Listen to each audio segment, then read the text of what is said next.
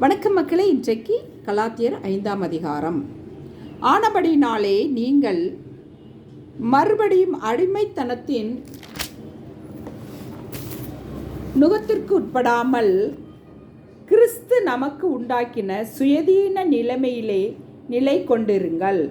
இதோ நீங்கள் விருத்த சேதனம் பண்ணிக்கொண்டால் கிறிஸ்துவினால் உங்களுக்கு ஒரு பிரயோஜனமும் இராது என்று பவுலாகிய நான் உங்களுக்கு சொல்கிறேன். மேலும் விருத்த சேதனம் பண்ணிக்கொள்கிற எந்த மனுஷனும் நியாயப்பிரமாணம்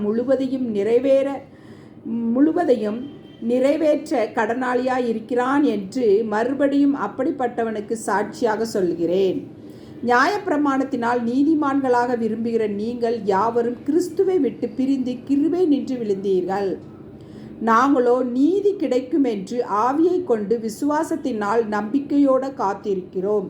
கிறிஸ்து இயேசுவினிடத்தில் விருத்த சேதனமும் விருத்த சேதனம் இல்லாமையும் ஒன்றுக்கும் உதவாது. அன்பினால் கிரியை செய்கிற விசுவாசமே உதவும். நீங்கள் நன்றாய் ஓடினீர்களே. சத்தியத்திற்கு கீழ்ப்படியாமல் போக உங்களுக்கு தடை செய்தவன் யார்? இந்த போதனை உங்களை அழைத்தவரால் உண்டானதல்ல. புளிப்புள்ள கொஞ்சம் மாவானது பிசைந்த மாவனைத்தையும் உப்ப பண்ணும். நீங்கள் வேறு விதமாய் சிந்திக்க மாட்டீர்கள் என்று நான் கர்த்தருக்குள் உங்களை குறித்து நம்பிக்கையாயிருக்கிறேன். உங்களை கலக்குகிறவன் எப்படிப்பட்டவனாயிருந்தாலும் தமக்கேற்ற ஆக்கினையை அடைவான். சகோதரரே, இதுவரைக்கும் நான் விருத்த சேதனத்தை பிரசங்கிக்கிறவனாயிருந்தால் இதுவரைக்கும் எண்ணத்திற்கு துன்பப்படுத்துகிறேன். அப்படியானால் சிலுவை பற்றி வரும் இடரல் ஒளிந்திருக்குமே. உங்களை கலக்குகிறவர்கள் தரிப்புண்டு போனால் நலமாயிருக்கும். சகோதரரே, நீங்கள் சுயதீனத்திற்கு அழைக்கப்பட்டீர்கள். இந்த சுயதீனத்தை நீங்கள் மாம்சத்திற்கு ஏதுவாக அனுசரியாமல் அன்பினாலே ஒருவருக்கொருவர் ஊழியம் செய்யுங்கள். உன்னிடத்தில் நீ அன்பு கூறுவது போல பிறரிடத்தில் அன்பு கூறுவாயாக என்கிற இந்த ஒரே வார்த்தையிலே நியாயப்பிரமாணம் முழுவதும் நிறைவேறும்.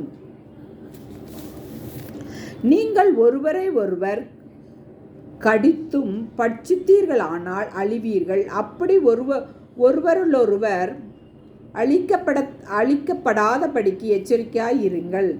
பின்னும் நான் சொல்கிறது என்னவென்றால், ஆவிக்கேற்றபடி நடந்து கொள்ளுங்கள். அப்பொழுது மாம்ச இச்சையை நிறைவேற்றாதிருப்பீர்கள். மாம்சம் ஆவிக்கு விரோதமாகவும் ஆவி மாம்சத்துக்கு விரோதமாகவும் இச்சிக்கிறது. நீங்கள்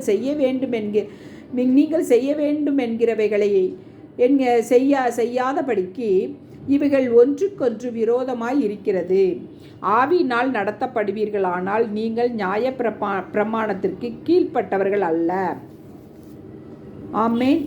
மக்களே, வீடியோ பிடிச்சிருந்தால் லைக் பண்ணுங்கள், ஷேர் பண்ணுங்கள், சப்ஸ்கிரைப் பண்ணுங்கள். தேங்க்யூ.